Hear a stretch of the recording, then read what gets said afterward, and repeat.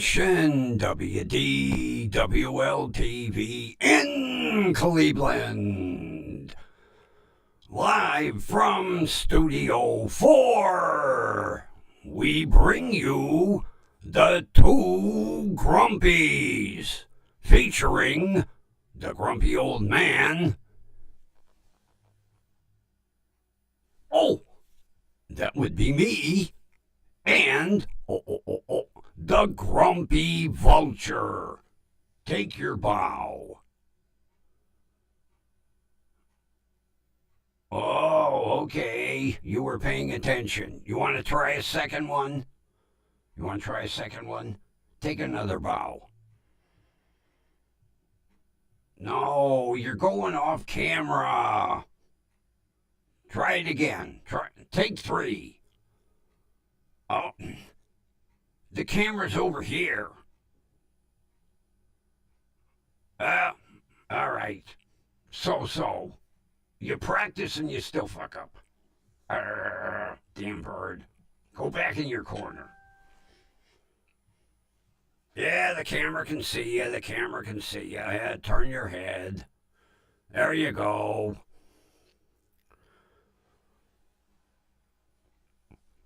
Well, friends, as you can see, the engineers are playing games.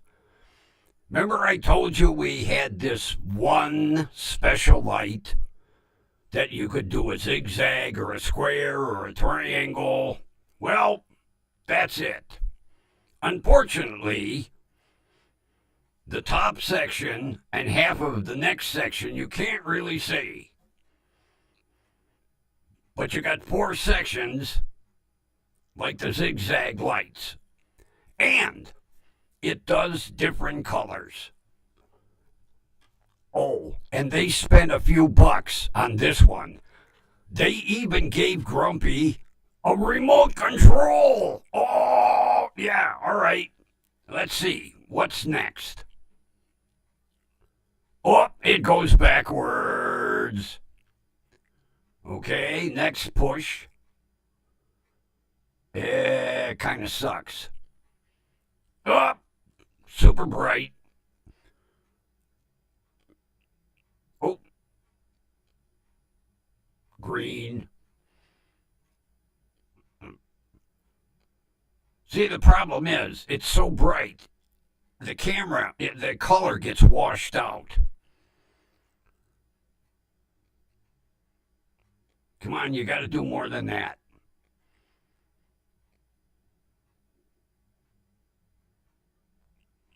Oh, it's doing a bip, but you can't really see because of the way the color is. Let's see if this does bip. No, well, maybe. Oh, flashing. Flash at the top, then that's one. Okay, let's try. Oh, that's too bright. That's too bright. That's too bright. Oh, Grumpy's going to have fun with this. We got to try to figure out how to get the whole damn light in the picture.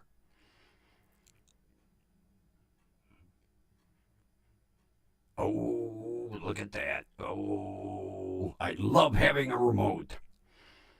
Makes me feel like I'm watching TV at night. Oh, remote in hand.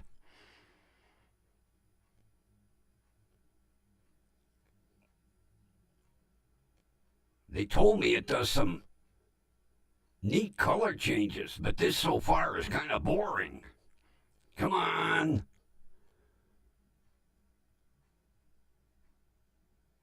Oh, now that's like an old theater light. Back in the days when we had movie theaters on every street corner just about.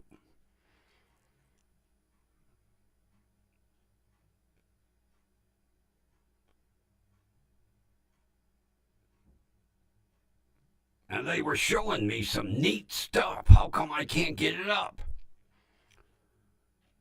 Back to red. I think part of the problem is the camera washes the color out, like with this one, you know. It is multicolored, but you can't really see it. Uh-oh. Oh, wait a minute. It's starting to do something. Oh, there we go. Slow motion. Is that all it does? Now it's come on. Come on.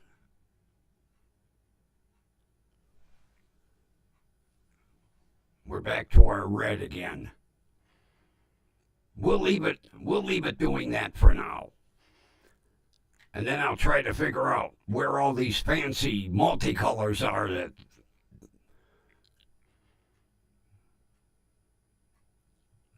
yeah, we got to get it lowered down somehow to see the other two segments. But we'll leave it like that for now. It looks like it's illuminating news. Yes. Follow the arrow to news. Well, I watched one of my favorite judges today. Yes. He had 10 arraignments today. It was a light day. Out of the 10 arraignments, 7 were DUIs. Oh, do they ever end down there in Texas? Yeah. Out of 10 arraignments scheduled this morning, 7 of them were DUIs. And 1 was a 3-timer. Now, in Texas, if the prosecutor does not reduce it to a second, you could do 10 years for having 3 DUIs. They don't fool around down there. And then he had this girl in,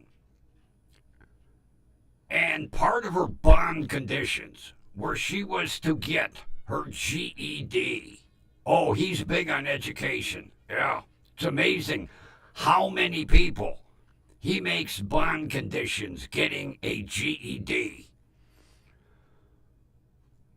Well, 4 months had gone by without a progress report.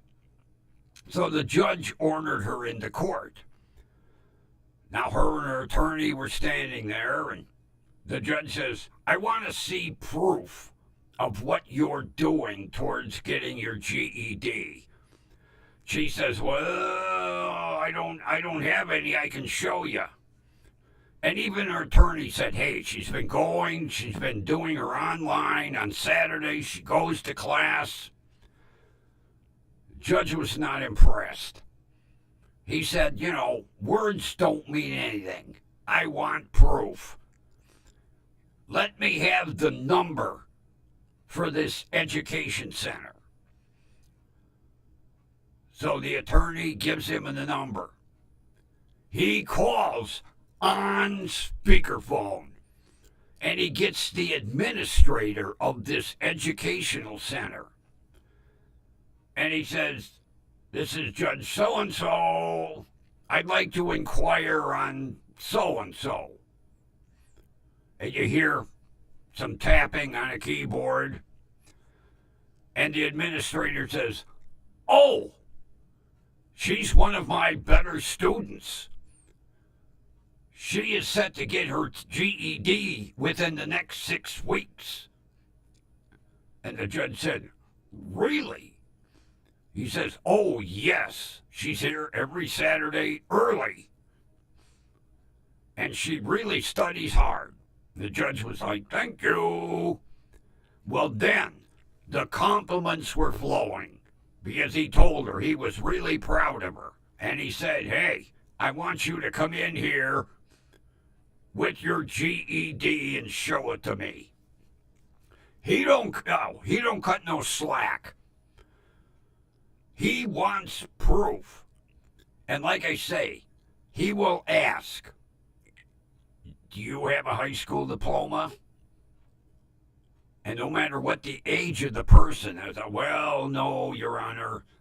Well, that is part of your bond conditions. You are now going back to school and getting your GED. Talk about tough, but he is hardline on education. He really is. He preaches that a lot. But yeah, out of 10 arraignments today, 7 DUIs. Boy, they like to drink down in Houston. I'll say that. Oh.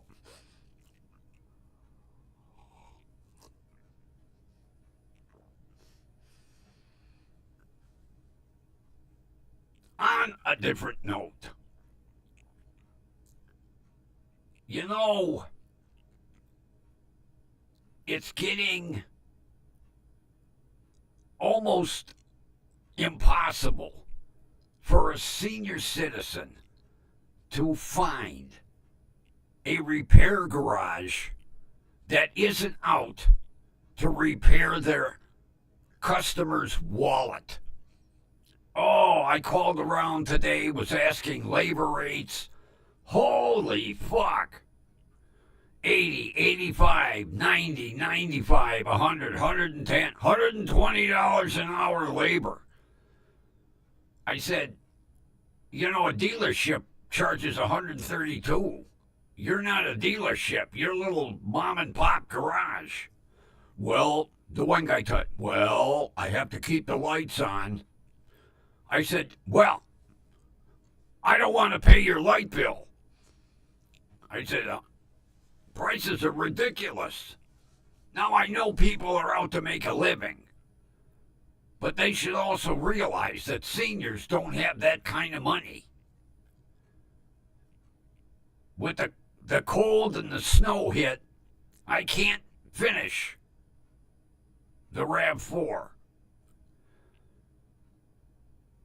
I've got the new fuel pump. I've got the new fuel pump relay. I know the pump is working. But for some reason, I'm not getting fuel at the fuel rail. Now, maybe it needs to be bled. It don't tell you that in the Chilton's manual. And when you call the dealer, well, sir, maybe you should have it towed in and we should take a look at it at 132 an hour. The repair bill will be more than what the car's worth. I don't mind, within reason. But that's robbery without a gun. Jesus. Now, I know I've been repairing my own cars for so long, I'm not up on labor rates. Yeah, the last time I took one of my vehicles to have it repaired in a garage, the labor rate was $22 an hour. And I thought that was high. Oh, God. $80 an hour. And then they want to hit you with a diagnostic fee, I already told you what the problem is. I already fixed 3/4 of the problem. You don't need to diagnose it. I did it for you. No, we need to diagnose it. I said, well, plugging your tester to see what trouble codes come up are going to be, it needs a fuel pump and a fuel pump relay. I already replaced them. I didn't clear the codes. If I clear the codes, it's not going to say needs fuel pump and fuel pump relay. It's going to say needs gas at the injectors. It probably needs to be bled. Nobody will tell me because they want to get you in and then they want to grab this out of your pocket, your wallet. This is staying in Grumpy's pocket. I'm not going to pay you a $50 diagnostic fee when I'm sitting here telling you what's wrong with it. I already replaced the two biggest items, the fuel pump and the fuel pump relay. It's a clogged line somewhere, maybe a clogged fuel filter. I don't know. It got too damn cold. Serves me right for putting the job off, but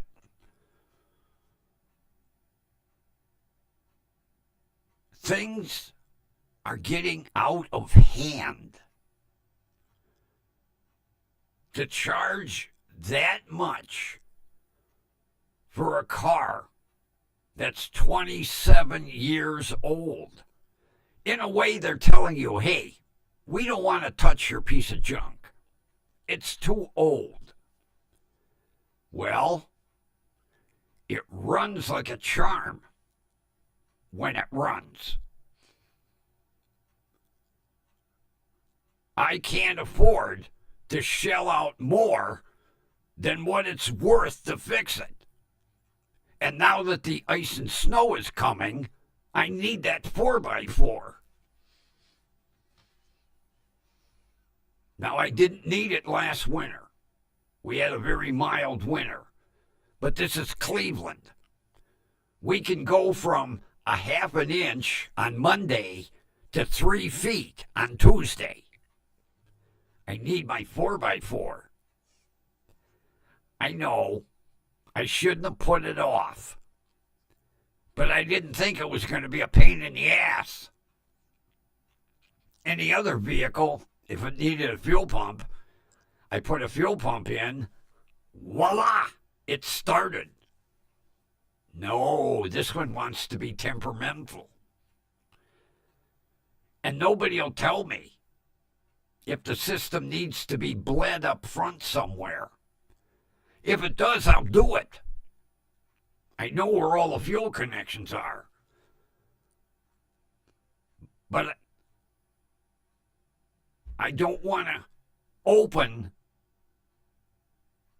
an unnecessary item. Because, like, where the fuel filter is, there is what they call a crush washer. It's an aluminum washer that when you tighten it down, it crushes to make a seal. If you loosen that, you have to replace the crush washer. I don't have any crush washers. Oh, I can go buy some.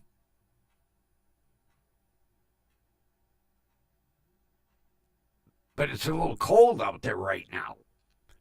It's like, currently 26 degrees. Grumpy will turn into a popsicle in 10 minutes outside. I'm the type of guy that needs flannel sheets and electric blanket turned up on broil in order to stay warm. Yeah. Ever since going through chemo, my body temperature is like, I don't put on shorts in the summer until it's 90. That's how cold I am. I'm the only person that has an electric blanket that goes from 1 to high to broil. It was hard finding one like that. Yeah, about 15 minutes before I get in bed at night, I turn it up to broil. Then it's nice and warm. Then I slide into my flannel sheets. And then I turn it down to high. Because I don't want to be well done in the morning. So working in 26 degrees, it's a little nippy. Thank God I've got my shitbox. Starts every time. Now I just jinx myself. I'll go out tomorrow, it won't start, I'll be fucked. Yeah.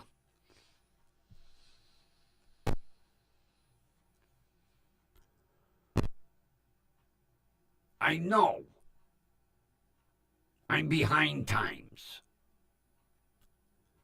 But when a dealer is getting $132 and up, for labor rate. I don't think a mom and pop garage is justified at 120 if they're working on a 27-year-old rot bucket. Well, I shouldn't say that about the RAV. It's not really a rot bucket. It's a bucket. 27-year-old bucket. But I feel, my opinion, labor rates should be commensurate with the year of the vehicle. Not saying I should get it for free, but I think maybe, $50 an hour would be enough. No. And then a $50 diagnostic fee to plug in a computer. And it will say, needs fuel pump, needs fuel relay. I already took care of that. Maybe I should erase the codes. That way, when he plugs in his test machine, it'll say, nothing. No codes found. And then if he turns the key, it'll say, no fuel to injectors. I know that. I already told you. I can't win. I know I shouldn't have waited. But thinking it was an easy repair, I kept putting it off. Now I put it off to the, I'll freeze my balls off working on it.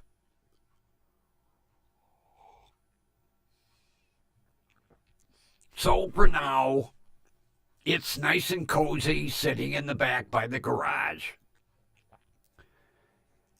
Yeah. It's like my neighbor's car across the street. It's slowly sinking into the backyard. It's been there so long. Yeah, it's become a yard ornament. Although a yard ornament I would like to own. Oh, yes. It's a Porsche 928. It's like an 80 or 81. It's no cherry, believe me. Oh, this thing needs work. But I would just love to tool around in one. Everybody go, look at that old man in a Porsche. I'd say, well, yeah, an old man in an old Porsche. The only problem with cars like Porsche and BMW, in order to drive them, you take a line from under the dashboard and you stick it in your wallet. And instead of it sucking gasoline from the tank, it sucks money from your wallet. But I'd still like to have one. Even if it did suck a little money out of my wallet now and then.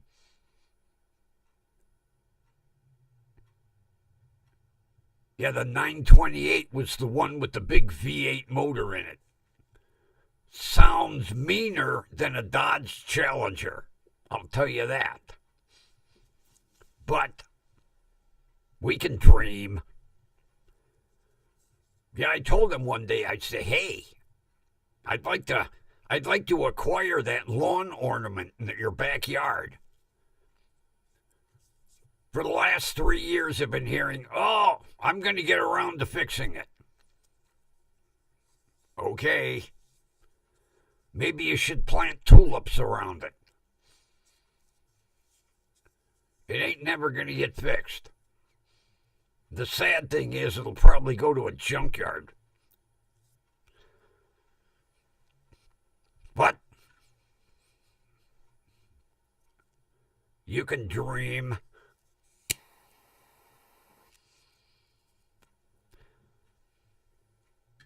Then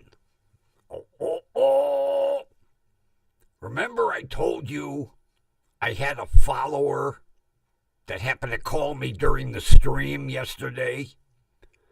Well, remember that 58-inch Hisense TV that Square Trade jammed up my ass? Well, this follower has decided to hire a proctologist to remove it from my ass. Yes, purchase confirmed. The follower will be picking it up this weekend. Oh! Now, I didn't get a fortune for it. I was reasonable. But since Square Trade decided to fuck me out of my warranty money, I recouped it by selling the TV they jammed up my ass. That way, I'll feel a little better about it. I'll even feel more better about it when it's out of my living room. Yeah, I'm tired of looking at it. So, that's what the phone call was yesterday. But by the time I called the listener back, they were already in bed. Well, they get up at 3:30 a.m., so I can't complain. But I did receive a call today. Sold. So, we can officially put the All-State Protection Plan / Square Trade warranty to bed. Because the TV they stuck up my ass is leaving to become a TV in a rec room on the wall. I did mention, I said, hey, have you ever hung a TV on a wall before? Well, no. I said, make sure you get some real heavy-duty fasteners, because the last thing you want is to be changing channels and have that TV fall in your face. I don't trust hanging big TVs on walls. Those brackets scare me. There ain't much to them. And, people don't stop and think, am I going into a stud with this bolt? No, they might just be going through the drywall. They check the bracket. Feels okay to me. They hang the TV on it. Settle back to watch it, and poof, TV broken. Yeah, I've seen it happen before. My buddy thought he had it firmly mounted, and it stayed there just long enough for him to sit down in his lazy boy, crank back, and take the remote and turn the TV on. And then about 10 seconds later, it crashed to the floor. Yeah. A 58-inch TV that he had for about 8 hours broken. Yeah. He was not a happy camper. And he tried to blame it on the bracket until he noticed the bracket wasn't really mounted to anything. How the TV stayed there as long as it did, I don't know. Because he missed the stud completely. Yeah, he put some good bolts in. I kept telling him, if you're not sure, first of all, spend $20. Get a stud finder. No.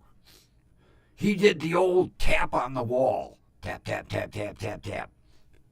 Right here, it sounds pretty solid.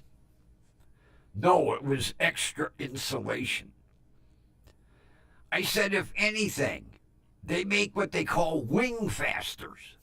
Yes, you slide it through the hole that you drilled, and then these two wings pop up, and they hold it. And you can actually mount to drywall as long as you put at least 3 of them in the wall. No. He bought these goofy expander thingies. Drill a little hole, tap it in, crank it down, and supposedly this nylon is supposed to expand. Well, it did. But he wasn't through the drywall. So after he hung the TV up, it slowly pulled away. Dunk. He listened to me with the second TV. Yeah. As he carried one out and put it in the trash, the truck pulled up with the delivery of the second one. Expensive lesson. I kept telling him, listen to Grumpy. Oh, it'll hold. Well, it did. For about 15 minutes. And then he sat back in his lazy boy. Oh! Down it came. I told him, shake that TV.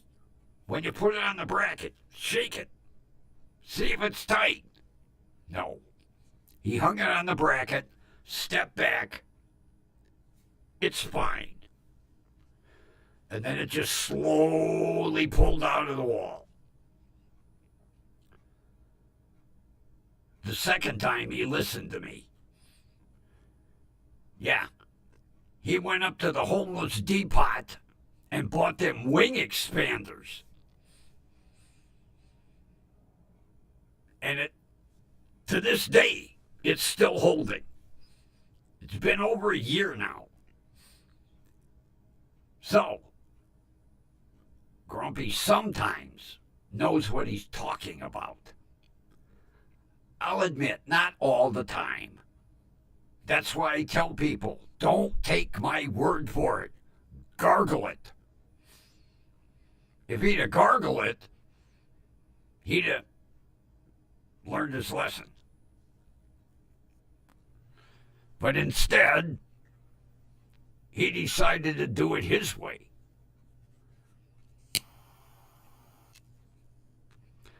So I told my follower, if you're going to mount it on the wall, buy those spring expanders. Yeah, the wings, they expand. It's amazing. You push them through the wall, and then all of a sudden they expand, and they grab and hold. And as long as you use 3 or more, it'll hold. Don't learn the hard way. So, my follower called me today and said, guess what I bought? I said, gee, let me guess. Wing expanders? Oh, yes.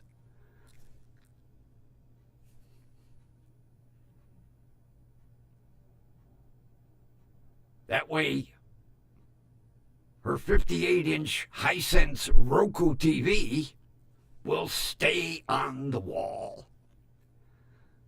I prefer a TV setting on a firm foundation. Yeah. My 50-inch Samsung is sitting on my dresser. The only way it's going to fall over is if the crappy feet break. You know, they engineer to the cheapest point possible. The feet on that TV scare me, but it's on a foundation.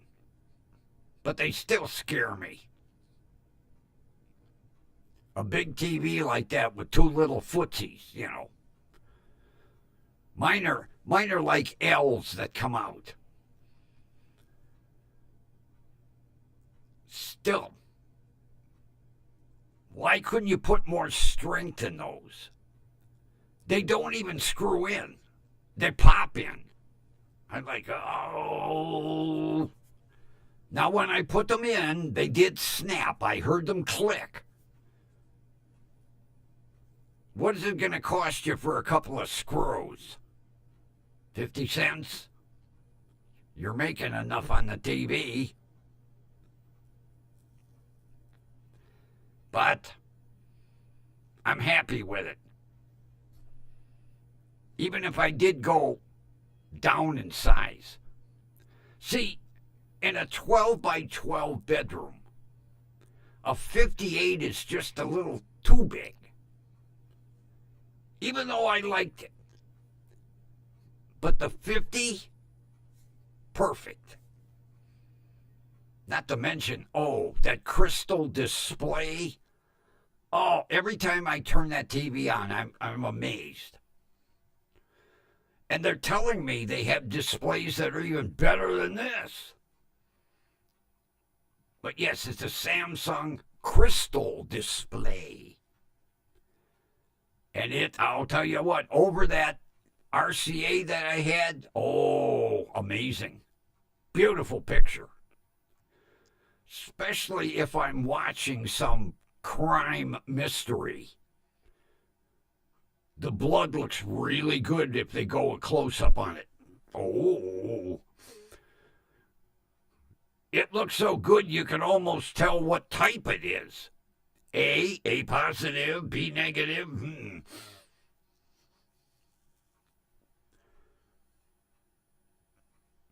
Yeah, that's another thing.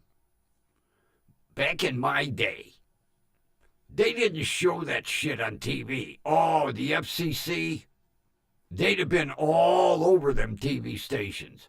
Now, blood, guts, and gore. Zoom in.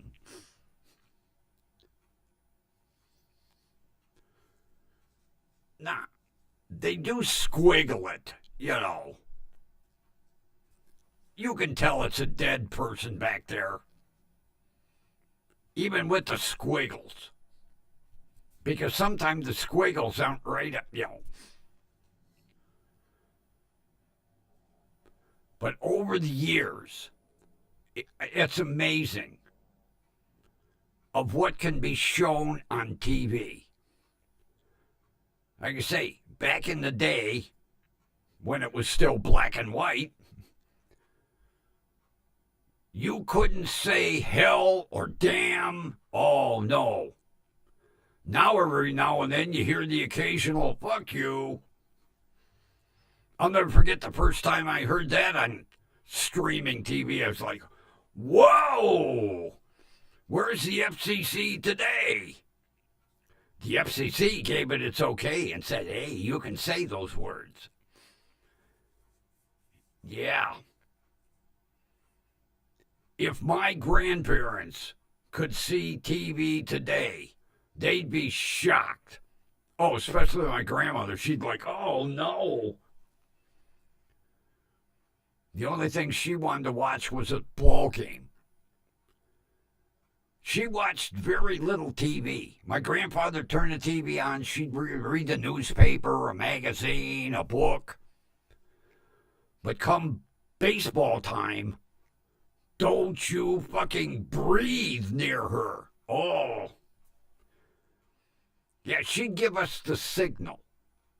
Between the kitchen and the living room, she'd hang a sheet, a curtain. If the curtain was hanging, don't even talk loud. Oh. Yeah, her and her Cleveland Indians baseball. And then when baseball season was over, you think maybe she'd watch football? Nope. Basketball? Nope. She'd read a book, read the newspaper. Very rarely did she watch a TV program. But come the start of baseball season, oh, she'd be hugging that fucking TV. And she'd hang up her curtain. I remember the first time I walked in the house. I was only like 7, 8 years old, you know. I walked in, there was a curtain hanging, and I'm yelling, "Hey, Grandpa, how come there's a curtain between the living room and the kitchen?"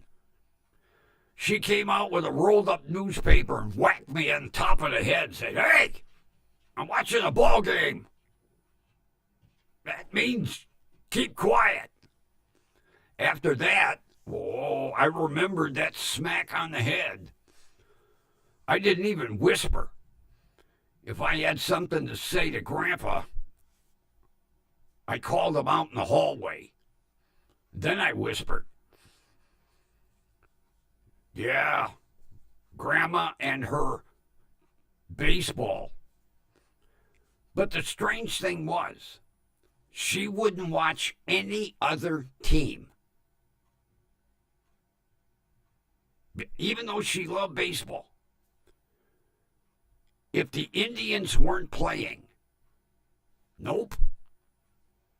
I used to say to her, "Grandma, it's baseball. It's not my team." And I'm thinking to myself, God, when did she buy the Cleveland Indians? It's her team? No. Would not watch any other. Even if she was bored, I'd tell her, "Hey, Grandma, there's a baseball game on." She'd pull out her schedule. It's not the Indians, but it's baseball. It's not the Indians. But Grandma, you love baseball. It's not my team. Okay. Since it's your team, can I get some autographs from the players? And she'd tell me, "Get out of the house." Okay. Yeah, it's not my team. But she would not watch any other baseball game on TV. Nope. As much as she loved baseball, if it wasn't the Cleveland Indians playing, nope. And same thing. If the game wasn't televised, she'd have her ear glued to the radio. And same thing. Up went the curtain. I'm listening to the ball game. But any other, no. Only her team. Damn, I wish I would have got some souvenirs, some autographs. I didn't know she owned the team. But those were the days.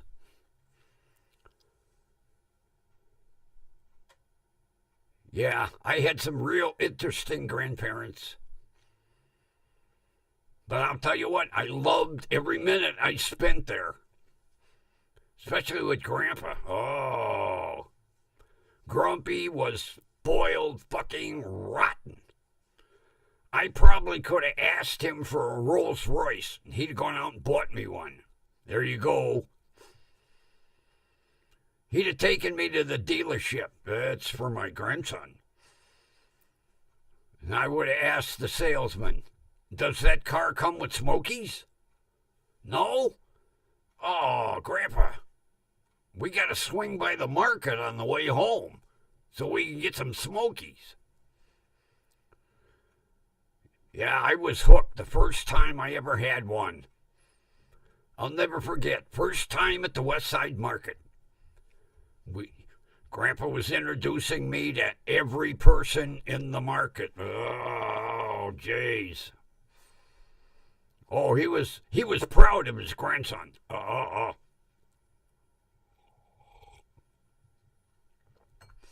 And we got to the smoky stand. And the guy leaned over the counter.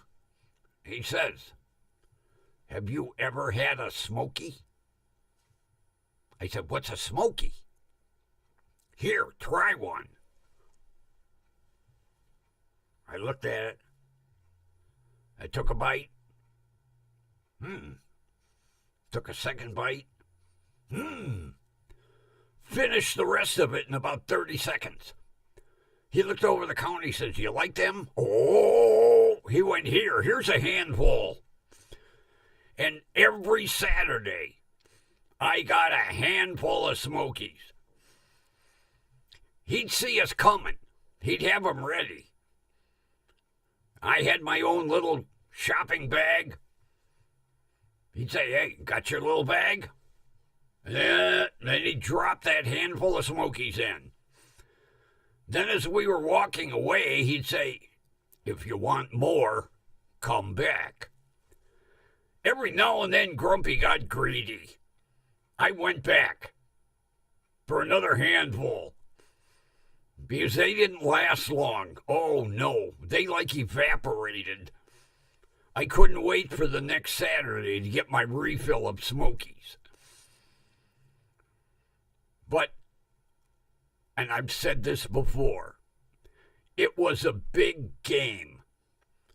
We would get to the stand.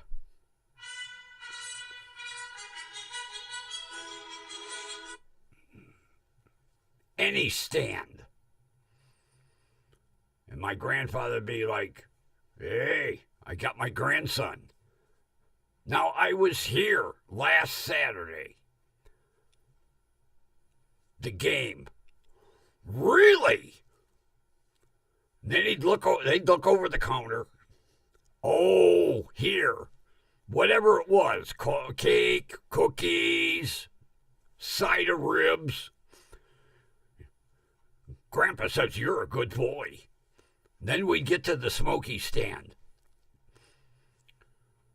My grandfather would be like, "Oh, I got my grandson." "Really?" Like he never saw me before. Look over the counter. "Oh, your grandfather says you're a good boy. Want some Smokies?" "Yes. Here. If you want more, come back." Every single time, every Saturday, no matter what stand, it was like the first time I was ever there. I don't know if they did it to make my grandfather happy or what.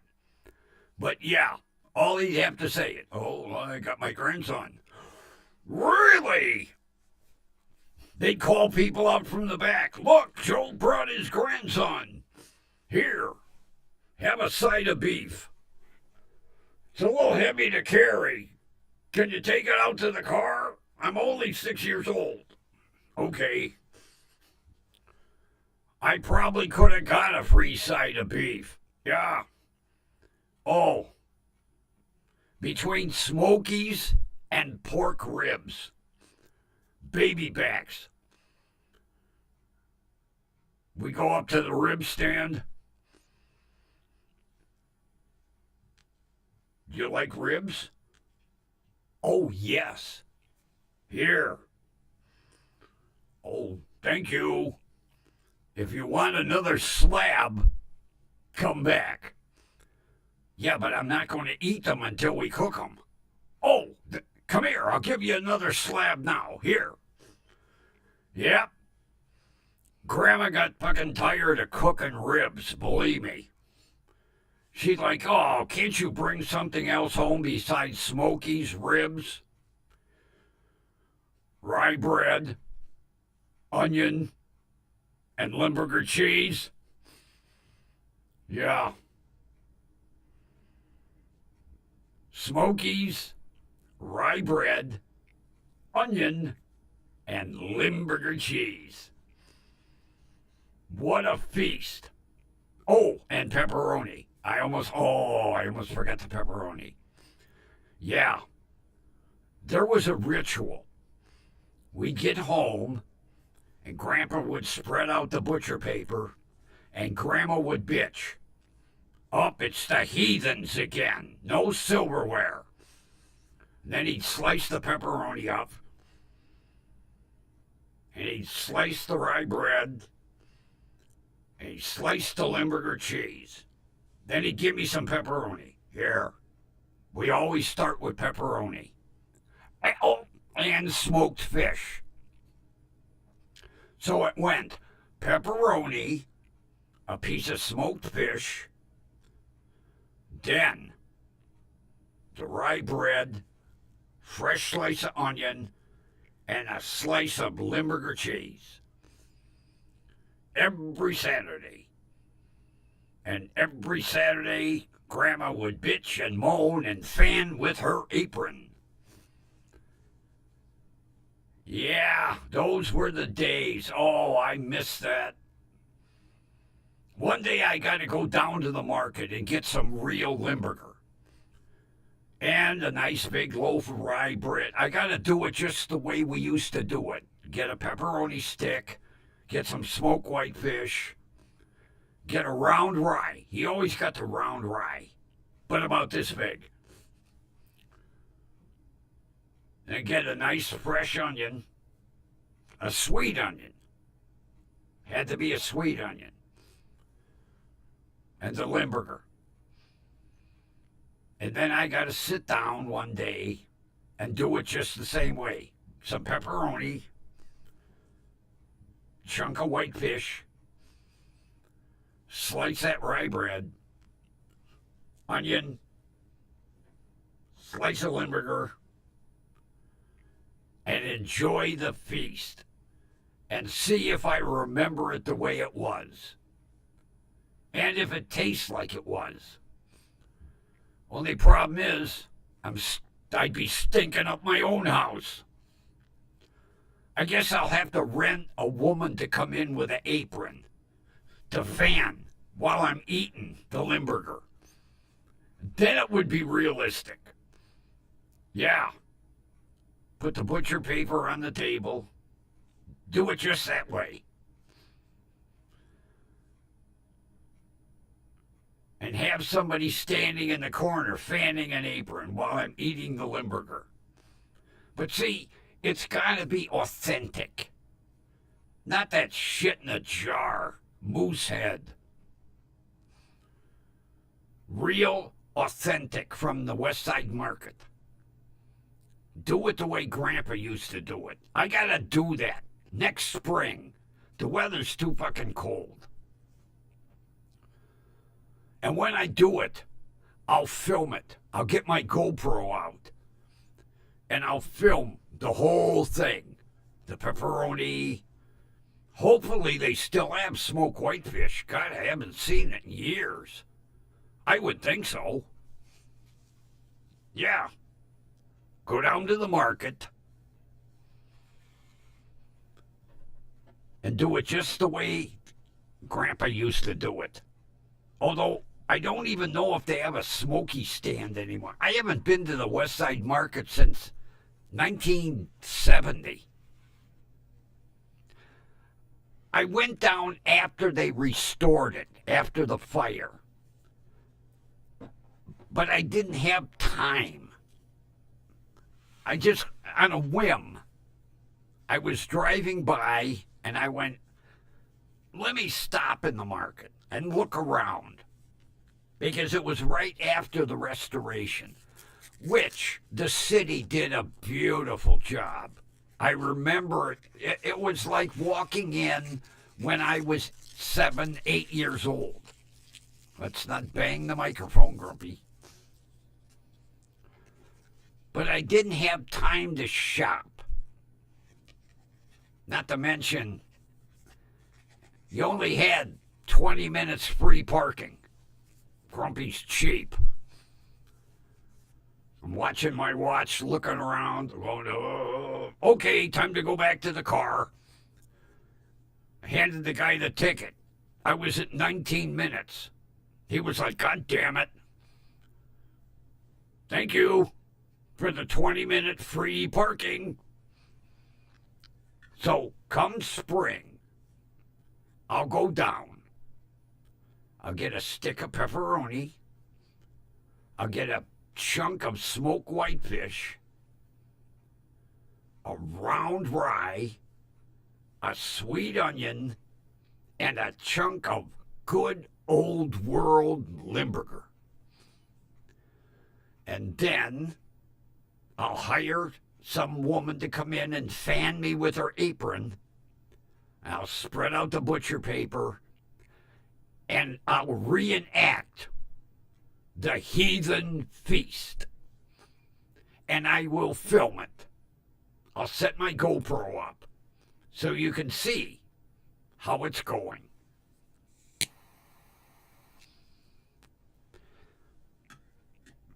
Be my luck, I no longer like Limburger. Oh, that would ruin it. I did as a little kid.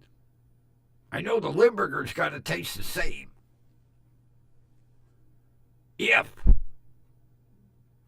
they have, maybe the cheese stand don't carry it. I can't see the millennials or the Gen Zers going in asking for half a pound of Limburger cheese. I can't envision that. It would be like old farts like me.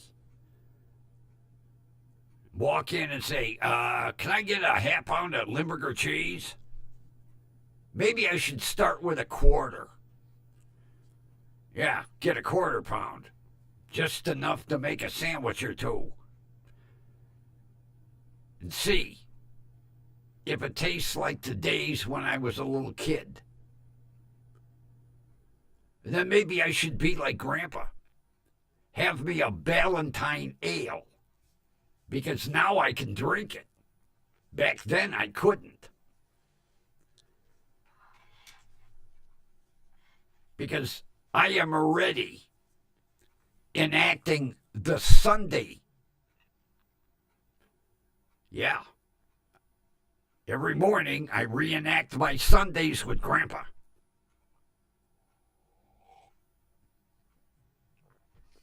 See, that was the second big treat. Having a cup of coffee. Oh, my grandmother, oh, God, she'd have beat us both. That coffee's going to stunt his growth. No, it didn't.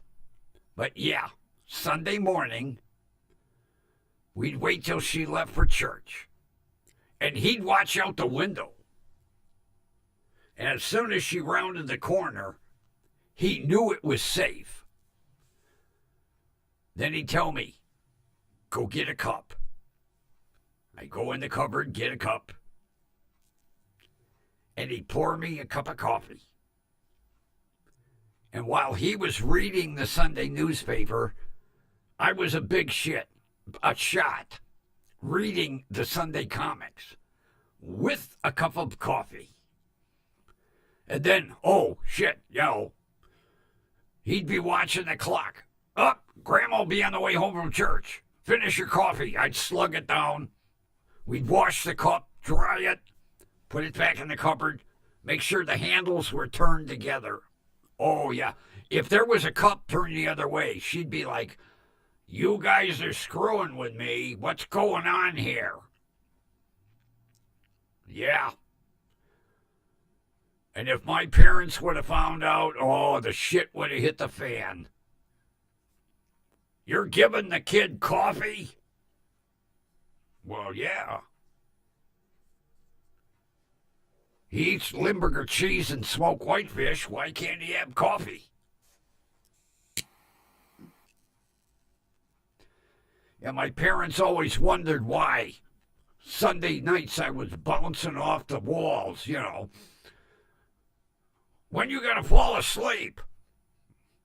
I'm wide awake.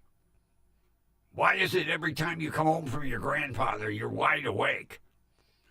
I didn't dare say, well, I'm loaded with caffeine. Oh, if they'd have found out,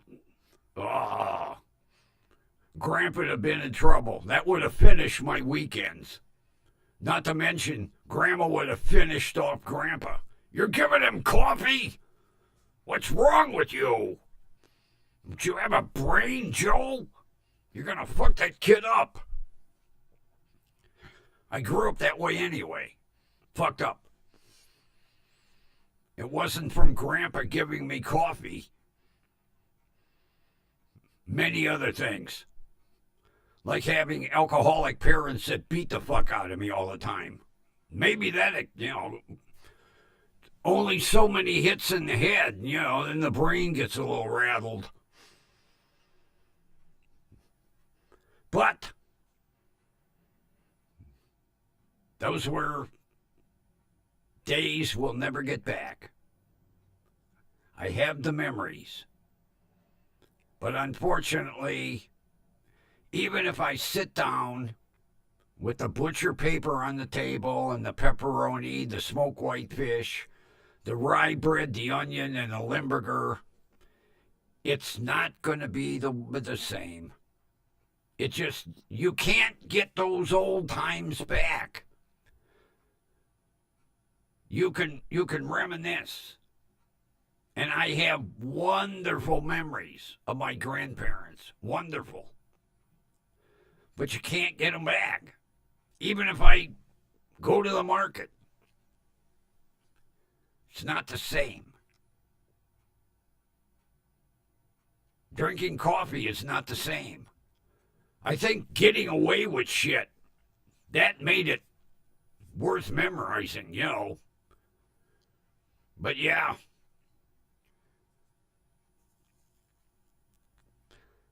But come spring, I will. As a matter of fact, I'll film the market just to prove I was there. But before I go, I'm going to call. I'm going to ask the cheese stand if they have Old World Limburger. And if not, I'm screwed. Because I don't see it selling well. I just can't imagine one of these millennials walking in and saying, oh, give me a pound of Limburger. I need enough to last all week. No.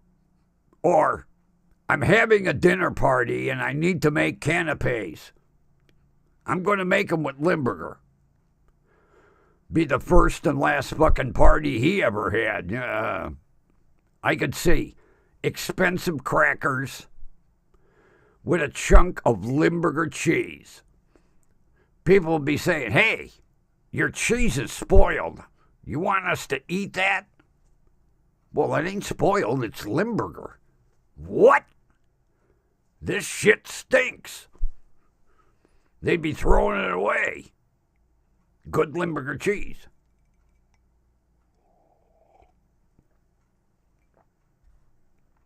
Yeah, before I make the trip, I better call and see if they have any. I'll probably be the only person in the last 30 years to ask for Limburger cheese. And real. Not that shit in a jar. Moosehead. What does a moose have to do with Limburger cheese? Does the moose smell like Limburger cheese? Is that why they put the moose on the label? Yeah, sometime. Go in the store. It's got to be a big one, like gigantic eaglet. Your little mom and pop store ain't going to have it.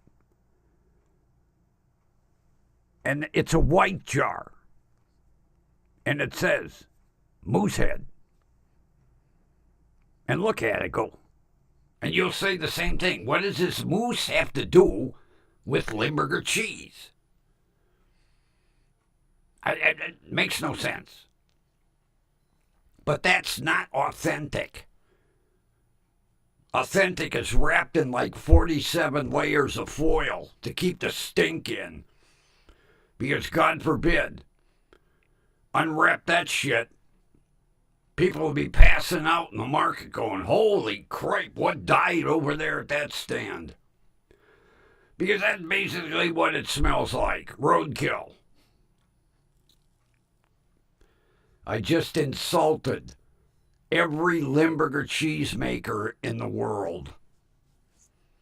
Well, I think we're going to sign off, folks. Let me see what we're going to sign off with tonight. I had something picked out. Now I can't find it. I got so much music downloaded in this. Now I can't find it.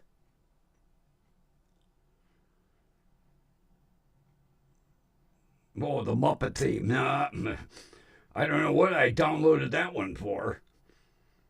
The Muppet theme. Oy vey. Where is it? Oh, there it is. I'll probably get a copyright strike. But I think this, if I don't get a copyright strike, is going to be my outro. We already have the intro. This is going to be the outro. Enjoy.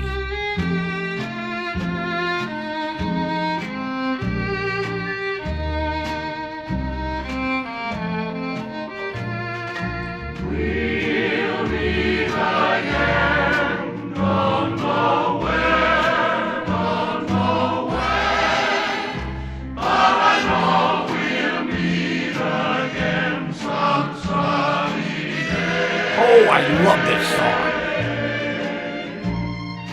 Keep smiling through, just like you always